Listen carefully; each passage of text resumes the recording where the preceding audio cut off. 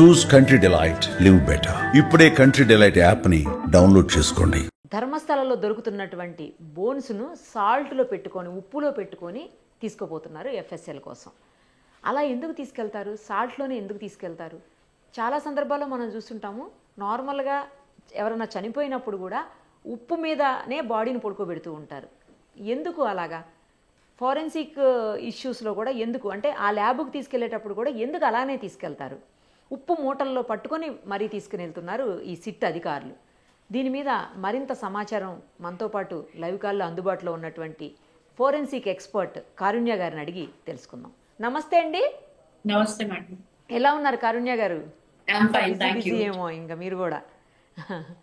Right. కారుణ్య గారు, మనం చూస్తున్నాము ఈ ధర్మస్థలంలో ఏవైతే కొన్ని బోన్స్ దొరికాయో, చాలా ప్లేసెస్లో దాదాపు 14-15 ప్లేసెస్లో సర్చ్ చేశారు సిట్ అధికారులు. డిగ్ చేసినటువంటి వాటిల్లోంచి కొన్ని బోన్స్ దొరికాయి, వాటిని తీసుకెళ్తున్నారు ఎఫ్ఎస్ఎల్ కోసం. ఆ ల్యాబ్కి తీసుకెళ్లే క్రమంలో వాటన్నిటినీ కూడా సాల్ట్లో పెట్టి, ఉప్పులో పెట్టి తీసుకెళ్తారు. ఉప్పు బస్తాల్లో, ఉప్పు మూటల్లో పెట్టి తీసుకెళ్తారు. ఎందుకు అలా తీసుకెళ్తారు? అంటే సాల్ట్ అనేది ఇట్ ఇస్ అ ప్రిజర్వేటివ్ అండి. మనకి ఏదైనా చెడిపోకుండా ఉండడానికి ఉప్పు అనేది చాలా మంచిగా పనిచేస్తుంది. ఈవెన్ మనము డే టు డే కూడా అన్నిట్లో ఉప్పు ఎక్కువ వేస్తారు, పికిల్స్ లో, వాటిలో. ఎందుకంటే it is a preservative. Okay. అందుకని salt is used to carry the bones. అంతేకాకుండా ఇట్ ఈస్ ఈజీలీ అవైలబుల్. ఈ బ్యాక్టీరియా, ఫంగస్ వాటన్నిటిని పెరగకుండా, ఎటువంటి కీటకాలు రాకుండా ఉప్పు అనేది మనకి సహజంగా దొరికేది, సులభంగా దొరికేది, ఇంకా ప్రిజర్వేటివ్. ఓకే. బోన్స్ కానీ ఏవి కూడా ఆర్గన్స్ కానీ తొందరగా డిస్ట్రాయ్ అవ్వవు అనమాట ఉప్పులో వేసి ఉంచితే. Okay okay. అలా ఎంతకాలం ఉండొచ్చండి? తీసుకుని వెళ్తే ఎంతకాలం ఉంటుంటాయి? అంటే ఉప్పు యొక్క దాని యొక్క సారత్వం బట్టి, ఇంకా ఆ ఆర్గన్స్ బట్టి కూడా ఇట్ డిపెండ్స్. ఇప్పుడు మామూలుగా మేము కూడా కొన్ని ఆర్గన్స్ ప్రతి పిఎంఈలో ఆ పిఎంఈ బట్టి కాజ్ ఆఫ్ డెత్ ఏంటి అని దాన్ని బట్టి మాకు ఒక ఆలోచన ఉంటుంది. పోస్ట్ మార్టం చేసేటప్పుడు దాన్ని బట్టి మేము కొన్ని అవయవాలు ప్రిజర్వ్ చేయాలా వద్దా అనేది ఆలోచిస్తాము. మేము కూడా ఉప్పులో వేసి పంపిస్తాము. So it is normal practice in forensic medicine. అవునా అండి? అంటే మీరు పోస్ట్ మార్టం చేసినప్పుడు కూడా ఇట్లానే, అటాప్సీ చేసినప్పుడు అప్పుడు కూడా ఇలాగే చేస్తారా? యా, ఉప్పులో వేసి పంపిస్తారు టిష్యూస్. ఏదైనా ఎక్స్పర్ట్ ఒపీనియన్ కి పంపించాలి, లేకపోతే టాక్సికాలజీ టెస్టింగ్ కి పంపించాలి, ఎఫ్ఎస్ఎల్ కి పంపించాలి అంటే చాలా రకాల ప్రిజర్వేటివ్స్ ఉంటాయి. అందులో నెంబర్ 1 ఇస్ సాల్ట్. ఎందుకంటే మనకి ఈజీలీ అవైలబుల్, ఎక్కువ చెడిపోకుండా ఉంటది ఎక్కువ కాలము. అందుకని ఉప్పులో వేస్తారు మేడం. అంటే ఇంత క్వాంటిటీ సాల్ట్లో ఇన్ని బోన్స్ పెట్టాలి అట్లేమన్నా ఉంటుందా అండి? అంటే మొత్తం మనకి ఆ టిష్యూ అనేది ఉప్పులో మొత్తము ఇమిడిపోయి ఉండాలి. ఇప్పుడు సపోజ్ ఏదైనా నెక్ స్ట్రక్చర్స్ ఉన్నాయి, ఏదైనా అటాప్సీలో నెక్ స్ట్రక్చర్స్ తీసారు, సో హోల్ సాల్ట్ మొత్తం సాల్ట్ లో ఆ టిష్యూ అంతా కప్పి పంపిస్తారు. సో అందుకని probably that is why they are taking huge amounts of salt. ఓహోహో. ఓకే. అంటే బల్క్ అమౌంట్ తీసుకొని అందులో పెడతారు అన్నట్టు, అంతేనండి? అవును. రైట్. అందులో సాల్ట్లో కూడా మనం చూస్తాము సాఫ్ట్గా ఉండి, అంటే మెత్తని సాల్ట్ ఉంటుంది, తర్వాత క్రిస్టల్ సాల్ట్ కూడా ఉంటుంది. సాఫ్ట్ సాల్టే వాడాలి. మనం నార్మల్ గా ఇంట్లో వేసుకుంటాం కదా, సాఫ్ట్ సాల్ట్ అదే వాడతారు. కాకపోతే ఇది అన్అడల్టరేటెడ్ ఉండాలి. అందులో ఏది అసిడిక్ పదార్థాలు కానీ అట్లాంటివి ఏమీ ఉండకూడదు ఉప్పులో. అట్లాంటివి ఉంటే తొందరగా పాడయ్యే అవకాశాలు ఉంటాయి. మరి అది ఎలా తెలుస్తుందండి? అది అడల్టరేషన్ అయిందా లేకపోతే మంచిగా? అంటే మనం నార్మల్ గా తీసుకొచ్చి అన్ఓపెన్డ్ ప్యాకెట్స్ వి యూజ్. అందుకని అంటే ఓపెన్ చేయని ప్యాకెట్స్ నుంచి తీసుకుంటారా unused? Yes. Okay okay. Bones తో పాటు ఇంకా ఏమేమిటి మీరు తీసుకెళ్తుంటారండి? సాల్ట్ లో పెట్టి ఏమేమిటి పంపిస్తుంటారు జనరల్ గా? చెప్పినట్టు నెక్ స్ట్రక్చర్స్, ఇప్పుడు కొన్ని హ్యాంగింగ్ కేసెస్ కానీ, లేకపోతే స్ట్రాంగులేషన్ కేసెస్ కానీ, నెక్ స్ట్రక్చర్స్ ఎక్స్పర్ట్ ఒపీనియన్ కోసము పంపిస్తారు అనమాట. అప్పుడు సాల్ట్ లో వేసి పంపించవచ్చు. మనం రొటీన్ గా పాయిజనింగ్ కేసెస్ లో లివర్, గాల్ బ్లాడర్, మళ్ళీ కిడ్నీస్ ప్రిజర్వ్ చేస్తాము, స్టమక్ ప్రిజర్వ్ చేస్తాము, ఇంటెస్టైన్స్ లో ఒక భాగం ప్రిజర్వ్ చేస్తాం. సో అవన్నీ కూడా ఉప్పులో వేసి, ఉప్పు అంటే సాచురేటెడ్ సాల్ట్ సొల్యూషన్, ఉప్పు బాగా వాటర్ లో బాగా ఉప్పు వేసి, ఇంకా కరగలేనంత ఉప్పు వేసి ఈ ఆర్గన్స్ వేసి పంపిస్తారు అనమాట FSL. That is the normal procedure we are following all over Telangana. Water లో వేస్తారు ఫస్ట్. అంటే ఈ పాయిజనింగ్ కేసెస్ కి ఇలా పెడతాం. నెక్స్ట్ స్ట్రక్చర్స్ అయితే డైరెక్ట్ ఆర్గన్. ఇప్పుడు ఈ కేసులో కూడా అంతే, బోన్స్ కాబట్టి డైరెక్ట్ ఉప్పులో వేసి పంపించేస్తారు. ఈవెన్ చాలా మంది బరియల్ చేసేటప్పుడు కూడా ఉప్పు, నేను అదే అడిగానండి ఇందాక. వేపాకు, నీమ్ లీవ్స్ కూడా వేస్తారు. ఇవన్నీ ఏంటంటే న్యాచురల్ మనకి ప్రిజర్వేటివ్స్.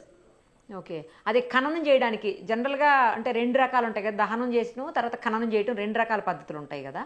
దహనానికి చేయరు కానీ ఖననం చేసేటప్పుడు మాత్రం ఇలా చేయటం చూసాం మేము కూడా బరియల్స్ అప్పుడు. బరియలప్పుడా? ఓకే, మరి అప్పుడు ఎందుకండి? అంటే అక్కడ కూడా ఏమి సేమ్ మేడం, ఇప్పుడు బాడీ ఎక్కువ కాలము ప్రిజర్వ్ అయి ఉంటది, తొందరగా డికంపోజ్ అవ్వదు, బ్యాక్టీరియా, వైరసెస్ లేకపోతే మన ఫంగస్ అనేది తొందరగా బాడీని పాడు చేయవన్నమాట. ఓకే, ఇప్పుడు సాయిల్ లో చాలా బ్యాక్టీరియా, ఫంగస్ అనేవి గ్రో అవుతుంటాయి. సో ఉప్పు అనేది బాడీ తొందరగా డికంపోజ్ అవ్వకుండా అట్లానే ప్రిజర్వ్ అవ్వడానికి హెల్ప్ చేస్తుంది. అలా ఎన్ని రోజులైనా పెట్టేయచ్చా అండి? అంటే ఉప్పు ఉన్నంత వరకే, ఉప్పు పనిచేసేంత వరకే. దాని సారత్వం పోయింది లేకపోతే ఉప్పు కరిగిపోయింది అంటే మాత్రం ఇంకా అది బాడీ టు స్టార్ట్ డికంపోజింగ్. ఓహోహో, నేను అనేది ఇప్పుడు బోన్స్ ఇలాంటి వాటిల్లో అడుగుతున్నాను. బోన్స్ తీసుకెళ్తారు అలాంటి వాటిల్లో ఎన్ని రోజులైనా మనం అందులో ప్రిజర్వ్ చేయొచ్చా సాల్ట్లో? అంటే స్పెసిఫిక్ టైం ఉంటుంది మేడం, అది మనము ఇంత టైం అని చెప్పలేము. ఇప్పుడు మనం తీసుకెళ్లే టెక్నిక్స్ బట్టి యూజువల్లీ షార్ట్ టర్మ్ మెథడ్స్. ఇప్పుడు ఏంటి, ఎఫ్ఎస్ఎల్ కి పంపించే బదులు లేదా ఫోరెన్సిక్ స్పెషలిస్ట్ దగ్గరికి పంపించే వరకు మాత్రమే అది ప్రిజర్వ్ చేయడానికి. లాంగ్ టర్మ్ కి అయితే కాదు, షార్ట్ టర్మ్. ఇప్పుడు ఇది నెక్స్ట్ స్ట్రక్చర్స్ తీసాము, సపోజ్ ఒక ఏరియా నుంచి ఇంకో ఏరియాకి ఆ ఎక్స్పర్ట్ దగ్గర పంపించాలి. So this is the best available technique. Okay, ఇప్పుడు ఈ బోన్స్ కావచ్చు లేకపోతే ఇలా ఇప్పుడు ఏదైతే మనం ఈ కేసులో చూస్తున్నామో ధర్మస్థల కేసులో, అక్కడ దొరికిన వాటిని శాంపిల్స్ అన్నీ కూడా ప్రిజర్వ్ చేస్తున్నారు, తర్వాత ఎఫ్ఎస్ఎల్కి పంపిస్తారు. ఫైనల్గా ఫోరెన్సిక్ ల్యాబ్లోనే టెస్ట్లు అవుతాయి అంటే ఇంకా వేరే ఎక్స్పర్ట్స్ కూడా ఎక్కడికన్నా వెళ్తాయా అవి టెస్ట్ల కోసం? బేసిక్ గా మేడం ఫోరెన్సిక్ మెడిసిన్ స్పెషలిస్ట్ దగ్గరకు వస్తాయి. అంటే ఇప్పుడు సపోజ్ నియరెస్ట్ మెడికల్ కాలేజ్ కావచ్చు, యూజువల్లీ ఫోరెన్సిక్ డిపార్ట్మెంట్ అనేది మెడికల్ కాలేజెస్ లోనే ఉంటాయి అన్నమాట. సో నియరెస్ట్ గవర్నమెంట్ హాస్పిటల్ లో ఫోరెన్సిక్ ఎక్స్పర్ట్ ఉంటే అక్కడ పంపిస్తారు, లేకపోతే మెడికల్ కాలేజెస్ కి పంపిస్తారు. సో అది నిర్ధారించేది ఫోరెన్సిక్ ఎక్స్పర్ట్. అది కాకుండా ఆంథ్రోపాలజీ ఎక్స్పర్ట్స్ కూడా ఉంటారు, వీళ్ళు కూడా ఫోరెన్సిక్ మెడిసిన్ చేసిన వాళ్ళు ఉంటారు. అది కాకుండా స్పెషల్ కోర్సెస్ కూడా ఉంటాయి, సో వాళ్ళు కూడా చేయొచ్చు. But finally forensic expert will only give the report. అంటే ఆథరైజ్డ్, అది గవర్నమెంట్ సైడ్ నుంచి ఆథరైజ్డ్ అంటే ఫోరెన్సిక్ ల్యాబే, ఫోరెన్సిక్ డిపార్ట్మెంట్ అంతే కదండి? Forensic department. Lab is again different, forensic science laboratory is different. అందులో ఏం చేస్తారు ల్యాబ్స్ లో? మన టెస్టింగ్, ఇప్పుడు సపోజ్ ఏదైనా డిఎన్ఏ ఉంది, డిఎన్ఏ టెస్టింగ్ చేస్తారు. ఇప్పుడు పాయిజనింగ్ కేసెస్ లో బ్లడ్ శాంపిల్స్, ఇందాక నేను చెప్పినట్టు మనం ఆర్గన్స్ అన్ని తీస్తాము, వాటిలో ఏమి విష పదార్థాలు ఉన్నాయని టెస్టింగ్ చేస్తారు. మళ్ళీ ఇప్పుడు ఫైర్ ఆర్మ్స్, ఒక గన్ షాట్ కేసెస్ అనుకోండి, ఎట్లాంటి బుల్లెట్, బ్యాలిస్టిక్స్. సో డిఫరెంట్, అందులో చాలా విభాగాలు ఉంటాయి ఫోరెన్సిక్ సైన్స్ ల్యాబొరేటరీలో. సో ఇవన్నీ దీస్ ఆర్ ఇంటిగ్రేటెడ్ పార్ట్, అంటే అందరు కలిపి మనము రిపోర్ట్ ఇస్తాం అట్లా. ఇప్పుడు మేమైనా ఒక కేసు చేశాక, సపోజ్ పాయిజనింగ్ కేసు అనుకోండి, అటాప్సీలో అంటే పోస్ట్ మార్టం లో ఏమేం ఫైండింగ్స్ ఉన్నాయి అనేది మేము ఇస్తాము. ఆ తర్వాత ఎఫ్ఎస్ఎల్ ద్వారా ఏం పాయిజన్ వచ్చిందో అవి రెండు కలిపే ఫైనల్ ఒపీనియన్ అనేది ఇస్తాం అన్నమాట. ఓ, పోస్ట్ మార్టం రిపోర్ట్ లో ఈ ఇద్దరు కలిపే ఇస్తారు అయితే ఇచ్చేటప్పుడు?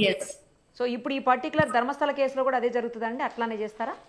Same procedure? ఇందులో మోస్ట్లీ ఇప్పుడు బోన్స్ అనేవి ఫోరెన్సిక్ మెడిసిన్ ఎక్స్పర్ట్స్ అనలైజ్ చేస్తారు madam. So report they can give only for DNA analysis, they will send to FSL. Okay. So మనము బోన్స్ లోంచి బోన్ మ్యారో ద్వారా కానీ, లేకపోతే ఇప్పుడు మనకి టీత్ దొరికాయి అనుకోండి, పళ్ళు దొరికాయి అనుకోండి, అందులోంచి పల్ప్ క్యావిటీ లోంచి డిఎన్ఏ అట్లా ఎక్స్ట్రాక్ట్ చేయడానికి మనము పంపించవచ్చు ఎఫ్ఎస్ఎల్ కి. కానీ అది again it's a big process. ఇప్పుడు సపోజ్ ఎవరైనా మనం అది కంపేర్ చేయడానికి రిలేటివ్ ఉండాలి. మనకు ఒక అన్నోన్ బాడీ వచ్చింది, వాళ్ళ డిఎన్ఏ మనం ఎక్స్ట్రాక్ట్ చేస్తున్నాం, కానీ డిఎన్ఏ దేంతో కంపేర్ చేస్తాం? ఎవరికి సంబంధించిందో వాళ్ళు తెలియాలి కదా. వాళ్ళ రిలేటివ్ కానీ, లేకపోతే వాళ్ళ నెక్స్ట్ ఆఫ్ కిన్ ఎవరైనా వాళ్ళ శాంపుల్స్ ఉంటే దాంతో కంపేర్ చేయొచ్చు.